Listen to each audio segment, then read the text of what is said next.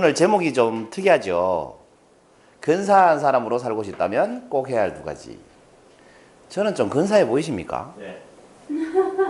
한 명밖에 얘기 안 하네. 네. 절할까요? 썰렁하네요.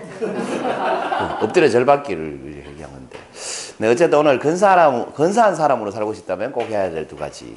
어제 이렇게 한다고 바빠가지고, 엉뚱하게 바빠가지고, 오늘 3시에 시작했습니다. 이 향기 노트는.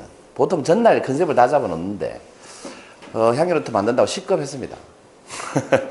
그래도 내용은 알차게 말씀드리도록 할게요.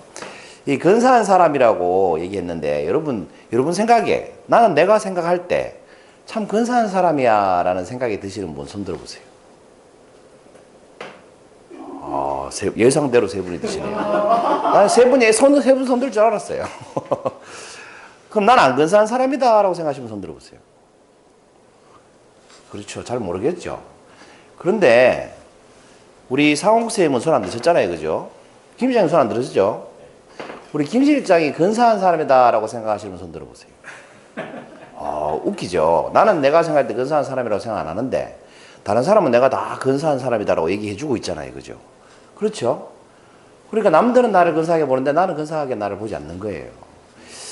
뒤에 조금 더 말씀을 드리도록 하고, 이 근사한 사람이다라고 생각하는 정도를 근사함 지수 이렇게 얘기합니다.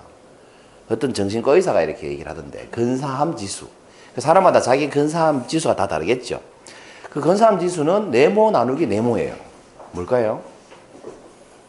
어떨 때 여러분 내가 좀 근사하다 이런 생각합니까? 그 네모에 들어가는 말이 이룬 것 나누기 목표한 거예요. 그러니까 목표한 걸 다 이룬 사람은 나는 참 근사한 사람이다 라고 생각하겠죠. 근데 이룬 거는 적은데 목표한 건 많으면 어떻게 돼요? 난 참 한심한 사람이야 이런 생각이 들겠죠. 그런데 이거는 주관적이라는 거죠. 예를 들어서 이룬 게 10개인 사람이 목표한 게 10개면 이 사람은 다 이룬 사람이고, 어떤 사람은 이룬 게 100개인데 목표한 게 200개예요. 그럼 이 사람은 모자란 사람이라고 느끼겠죠. 그런 식으로 상대적이라는 겁니다. 어쨌든 이룬 게, 목표한 것보다 이룬 게 많은 사람일수록 자기가 근사하다고 느낀다라고 합니다. 근데 대부분의 사람들은 자기 자신이 근사하다라고 생각하지 않는다는 거죠. 그래서 오늘은 어떻게 하면 좀 근사한 사람이 될 수 있는가? 왜 나는 내가 근사하다고 느끼지 않을까? 이런 얘기를 좀 해드리려고 해요. 여러분, 바닷가재가 싸우는 거 보셨습니까? 영역 싸움 하는 거. 우리 먹는 걸로 치면 랍스터라고 하죠. 이 랍스터들끼리 싸우는 거 못 보셨죠? 랍스터들은 영역 싸움 할 때 이 집게발을 권투 선수처럼 휘두르면서 싸운다고 해요. 치열하게 싸우는 거지. 싸워가지고 어느 한 마리가 이기겠죠. 그럼 이긴 랍스터는 그때부터 몸을 막 이렇게 부풀려가지고 더 센 척, 더 큰 척 하면서 어떤 도전이 와도 겁내지 않고 다 받아준다고 해요. 자신감이 완전 넘쳐버리는 거지. 근데 반면에 이 싸움에서 진 랍스터, 진 바닷가재는 어떻게 하느냐. 그날 이후로 더 이상 싸우지 않는다고 합니다. 심지어는 자기가 옛날에 싸워가지고 이겼던 다른 바닷가재가 덤벼도 도망간다고 합니다. 그 몸을 움츠리고 늘 피해 다니는 거죠. 한 번만 지면 자신감이 팍 떨어져가지고 더 이상 싸우지 않는데요. 그래서 이게 과학자들이 연구를 해보니까 왜 이런 현상이 생기는 걸까라고 연구를 해보니까 이게 신경화학 분석을 통해서 그 원인을 알게 됐어요. 신경화학이라는 건 이제 우리 몸속에 흐르는 신경전달 물질이 어떤 작용을 하고 어떻게 흐르고 이런 걸 연구하는 학문인데, 그 신경화학적으로 분석을 딱 해보니까 이긴 랍스터의 몸에는, 여러분 많이 들어보셨죠? 세로토닌이 활성화돼서 그 양이 늘어난다고 해요. 그 세로토닌이 나오면 사람이 자신감이 생기고 이 몸이 유연해진다고 하네요. 그 유연해지니까 몸을 크게 부풀릴 수가 있는 거예요. 그 딱 펴고 다니는 거지, 바닥까지인데. 근데 싸움에 지면 세로토닌 양이 줄어든대요. 그래서 자신감이 떨어지겠죠. 세로토닌은 줄어들고 뭐예요? 옥토파민이라는 신경전달 물질이 나온다고 합니다. 그럼 자신감이 떨어지고 웅크러지고 이렇게 된다는 거죠. 그래서 신경전달 물질이 다른 게 나오니까 이렇게 태도가 달라진다라는 걸 신경화학 분석을 통해서 알게 됐다는 겁니다. 그런데 이런 현상이 바닷가재한테만 있느냐? 사람도 똑같다는 거예요. 실패를 경험한 사람은 그럼 고개 떨구고 다니죠. 땅 보고 다니잖아요. 그 다음에 어깨가 어떻게 돼 있다고 그래요, 우리가? 축 늘어져 있다고 그래요. 그래서 사람도 실패하게 되면, 어떤 경쟁에서 지게 되면, 아니면 어떤 시험에서 떨어지게 되면 어깨 축 늘어뜨리고 고개를 땅에 떨구고 땅 보고 다닌다는 거예요. 바닥 가재처럼. 그런데 사람은 본능적으로 이 뇌에, 우리 뇌에 본능적으로 서열을 정하는 그 인식하는 부위가 있다고 합니다. 누가 이렇게 우리가 척 봤을 때 저 사람 나보다 서열 위야, 내가 서열 위야, 이런 걸 간파하는 본능이 있다고 합니다. 여러분 살아보면 그런 거 느끼시죠? 어떤 모임에 갔는데 어떤 사람이 탁 들어오는데 그 사람이 어깨 쫙 펴고 이래가지고 탁 고개 탁 들고 들어오면 어때요? 아, 저 사람 높은 사람인가 보다. 우리가 이렇게 느끼잖아요. 근데 어떤 사람 고개 떨구고 어깨 축 늘어서 들어오면 저 사람은 뭐 지위가 별로 안 높은 사람인가 보다. 보잘것없는 사람인가 보다. 이렇게 인식을 한다는 거죠. 갑다, 이게 사투리죠. 녹화해서 들어보면 이게 사투리가 들린다니까. 아무튼 어깨를 떨구고 고개를 땅 떨구고 이렇게 다니면 사람들이 나를 볼 때 어떻게 보느냐. 저 사람은 지위가 낮고 별 보잘것없는 사람이다 라고 인식한다는 거예요. 실제하고는 상관이 없다는 거죠. 우리 뇌가 그렇게 인식을 하기 때문에. 그래서 어떤 책의 저자가 이렇게 말을 합니다. 어깨를 펴고 똑바로 서라는 거죠. 일단 어깨를 펴고 똑바로 서기만 해도 여러분 사진을 한번 비교해 보세요. 왼쪽에는 어깨를 떨구고 있고 오른쪽은 어깨를 쫙 펴고 있고 왼쪽은 땅 보고 있고 오른쪽은 뭐예요? 고개를 정면을 보고 있죠. 그 어깨를 딱 펴고 똑바로 서서 정면을 응시하면서 다니기만 해도 그 사람은 뭔가 있어 보이는 사람처럼 보인다는 거예요. 우리가 살면서 아무리 실패하고 힘든 일이 닥쳐도 어깨를 펴고 똑바로 서서 다니라는 거예요. 그러면 그 사람이 괜찮은 사람으로 보인다는 거죠. 오늘 주제로 하면 근사한 사람으로 보인다는 거죠. 이 주장을 하신 분이 바로 12가지 인생 법칙이라고 들어보셨나요? 요즘 굉장히 핫한 책이에요. 전 세계적으로 200만 부 이상 팔렸다고 하는데 이 책의 저자 조던 피터슨이라는 분이 뭐 전 하버드대 교수였어요. 심리학과. 이분이 쓴 책인데 이렇게 책에서 이렇게 얘기를 하고 있어요. 자세부터 반듯하게 바로 잡아야 한다. 나머지는 김 실장 읽어봐 주실래요? 당신 생각을 거침없이 말하라. 허리를 쭉 펴고 정면을 보고 걸어라. 좀 건방지고 위험한 인물로 보여도 괜찮다. 세로토닌이 흐르고 두려움도 사라질 것이다. 그렇습니다. 좀 건방져 보여도 된다는 거죠. 좀 그런 인물로 보여도 된다는 거죠. 우리 김현태 선생님 이 문장 읽고 뭐 느껴지시는 거 없습니까? 제가 그런 사람입니다. 그렇죠. 수업에 처음 오셨을 때 딱 이런 분이었어요. 좀 이렇게 글자 쓰인 대로 하면 좀 위험한 인물로 보였어요. 제가 이게 단체 수업하는데 김현태 선생님이 처음 오셨을 때 딱 이런 느낌이 딱 나더라고. 왜냐면 너무 이렇게 탁 해가지고 정면을 탁 보면서 눈도 탁 노려보면서 들어오시니까. 예. 첫인상이 그랬었어요. 그게 이제 세로토닌이 많이 흐르시는 분인가 봐요. 예? 근데 두려움도 괜찮아질 거라 하잖아요. 그죠? 결국은 괜찮은 분으로 이렇게 인식이 되잖아요. 아무튼 어깨를 펴고 똑바로 서서 정면을 응시하고 다니면 이런 효과가 있다는 겁니다. 그런데 여러분 말이 쉽지 우리 쉽게 바로 서서 다니기 힘들죠. 이런 얘기하면 그렇잖아요. 말이 쉽지 그게 되나 이런 얘기 많이 하잖아요. 그죠? 그래서 우리는 쉽게 바로 서서 똑바로 다니지 못합니다. 왜 그럴까요? 왜? 아까 했던 질문을 다시 한번 해보면 그 전에 자기 혐오 때문에 그렇습니다. 자기 혐오. 이 자기 혐오라는 게 뭐예요? 내가 생각할 때 내가 미운 거예요. 내가 싫은 거예요. 그러니까 이게 사전적으로 표현하면 자신에 대한 부정적인 인지 때문에 스스로를 미워하고 싫어하는 감정이 바로 자기 혐오다 이 말입니다. 그 어릴 때 상처가 있는 사람이 자기 혐오를 할 가능성이 많죠. 과거에 실패한 거에 많으면 자기 혐오할 가능성이 많죠. 사업에서 집안 재산 다 날려먹으면 자기 혐오할 가능성이 많잖아요. 그죠? 뭐 의도하지 않아도 내가 아파가지고 나 때문에 뭐 전 재산을 다 날려도 우리가 자기 혐오를 하게 되죠. 살아서 뭐 하겠냐 뭐 이런 생각을 하게 되잖아요. 어쨌든 자기 혐오 때문에 그런 생각을 하게 된다는 겁니다. 다시 아까 처음 했던 질문을 해보면 여러분 내가 생각할 때 나는 참 근사한 사람이야 라고 했을 때 한 3분 정도만 손을 드셨잖아요. 근데 나머지 분들한테 이렇게 물어보면 손 안 드신 분이 근사합니까 안 합니까 이렇게 물어보면 다 근사하다고 손을 들어주잖아요. 그러니까 남들은 나를 근사하다고 생각하는데 나는 내가 근사하지 않은 이유가 뭐예요? 그게 바로 자기 혐오 때문이라는 겁니다. 그럼 자기 혐오라는 건 뭡니까? 남은 알아요 몰라요? 몰라요. 나만 아는 나의 부족한 점이 있는 거예요. 그래서 나만 나를 혐오하는 거지. 남은 그걸 모르니까 나를 근사하다고 생각하지만 나는 아무리 노력해도 나의 단점, 내 모자란 점 이걸 알기 때문에 자기 혐오감이 있기 때문에 나는 내가 근사하다고 느끼기가 힘들다는 겁니다.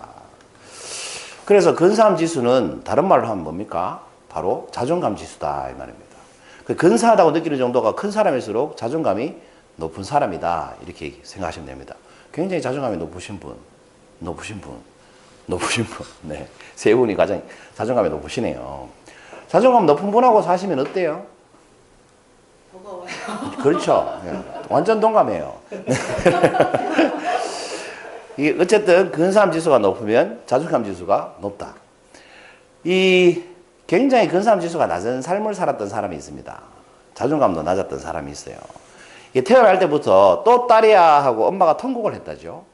딸로 태어났는데 딸이 태어났다고 엄마가 기뻐한 게 아니고 통곡을 했답니다. 할머니도 통곡을 하고. 그러니까 딸이라고 온갖 이 미움을 받고 자랐던 거죠. 그리고 부모님 맨날 싸우고 그러니까 이런 생각을 많이 하고 자랐다고 해요. 어릴 때. 태어나지 말았어야 했나? 내 자신이 정말 밉다. 이런 생각을 많이 하고 자랐다고 해요. 이런 게 이제 상처가 되는 거죠. 그죠? 이런 걸 심리학적으로 무슨 아이라고 그럽니까? 내면아이라고 그래요. 내면아이. 그 나의 내면아이가 또 다른 독립된 인격체. 어릴 때 상처를 입으면 그 내면아이가 아픈 거예요. 힘든 거예요. 그 겉으로 내가 아무리 잘 살아도 이 내면아이가 해결이 안 되는 거지. 그러면 이제 속으로 아무리 남들이 근사하다고 해도 나는 그 열등감을 떨칠 수 없는 겁니다. 아무튼 이렇게 자랐어요. 그래서 중학교 때는 엄청나게 이제 반항을 하면서 살았어요. 공부는 뭐 공부에 기억자도 안 하고 뭐 선생님들이 거의 포기할 정도로 엉망으로 살았어요. 그리고 고등학교도 실업계 고등학교를 갔습니다. 그런데 고등학교 가서는 내가 인정을 좀 받아봐야 되겠다. 반항을 저렇게 해봤으니까 이제 실력으로 인정을 좀 받아봐야 되겠다. 딸이라고 다 싫어하니까. 그래서 공부를 하기 시작했어요. 그리고 골든벨을 울렸다는 거 아닙니까? 대한민국의 실업계 고등학교 최초로 골든벨을 울린 고등학생이 됐습니다. 누군지 대충 아시겠죠? 그리고 대학교를 어디를 갔는지 아세요? 고등학교도 겨우 들어갈 실력의 성적의 학생이 골든벨을 울리고 대학교를 어디 갔느냐? 연세대 영어영문학과를 합격하게 됩니다. 그리고 이 학교를 졸업하고 어디를 가게 됐느냐? 골드만삭스라는 회사 들어보셨죠? 세계적인 컨설팅 기업의 애널리스트로 입사를 하게 됩니다. 근데 여기서 이제 자기 몸에 병이 하나 생겼어요. 아마 암이었던 것 같은데 책을 읽어보니까. 발견되고 이 회사를 그만둡니다. 그만두고 꿈 목록을 써요. 한 100여 개 가까이 꿈 목록을 써가지고 그 꿈을 이루기 위해서 살기 시작합니다. 돈을 벌기 위해서, 취직하기 위해서가 아니라 자기 꿈을 이루기 위해서 살기 시작해요. 그리고 75개의 꿈을 이룹니다, 실제로. 그 이룬 꿈을 책으로 쓴 게 멈추지 마, 다시 꿈부터 써봐 라는 책입니다. 이 책의 작가가 누구예요? 김수영 작가죠. 그리고 이제 다 이뤘잖아요, 이제. 책도 베스트셀러가 됐어요. 베스트셀러가 되니까 유명한 강사가 됐죠. 이제 유명한 강사가 되고 사학가가 되고 완전 성공한 사람이 됐습니다. 그래서 부모님한테 집도 사드렸다네요. 부모님 빚도 다 갚아드리고 집도 사드렸다네요. 우리 딸도 그렇게 됐으면 좋겠어요. 아무튼 빚 갚아드리고 집 사드리고 자기는 성공한 사업가에다가 베스트셀러 작가에다가 유명한 강사가 됐어요. 그런데 마음이 계속 허전하다라는 겁니다. 뭔가 세상을 헛살고 있는 것 같은 느낌이 들고 그렇게 힘들더랍니다. 그래서 생긴 병이 공황장애, 번아웃 증후군 이렇게 이제 병이 생긴 거예요. 그래서 다 떨쳐버리고 다시 여행을 떠납니다. 5년 동안 상담, 명상, 여행을 하면서 5년의 세월을 보냅니다. 왜냐하면 내가 어떤 사람인지 알고 싶어서 내가 나를 사랑하는 사람으로 좀 살고 싶어서 그렇게 5년 동안 시간을 보내죠. 그리고 나서 쓴 책이 바로 마음스파라는 책입니다. 이 마음스파라는 책에 보면 이제 있는 그대로의 나 자신을 사랑하기 위한 두 가지 선언이 나옵니다. 그러니까 5년 동안 자기 자신을 이렇게 돌아보니까 어릴 때 딸이라고 사랑받지 못했던 그 불행한 감정, 그 내면아이, 아까 말씀드렸던 그 내면아이의 상처 때문에 자기가 있는 그대로의 모습으로 살지를 못했다는 거죠. 공부 열심히 하고 돈 많이 벌고 했던 것은 그 상처를 가리기 위한 거였다는 걸 발견하게 된 거죠. 남들이 성공했다고 하는데 나는 안 행복했다는 거예요. 그래서 그걸 깨닫게 됐다는 겁니다. 그리고 있는 그대로 자신을 사랑하기 위해서 두 가지 우리는 선언을 해야 된다라고 얘기합니다. 이 책에서. 첫 번째는 이거예요. 한번 선언해 보세요. 내가 선언하듯이. 시작.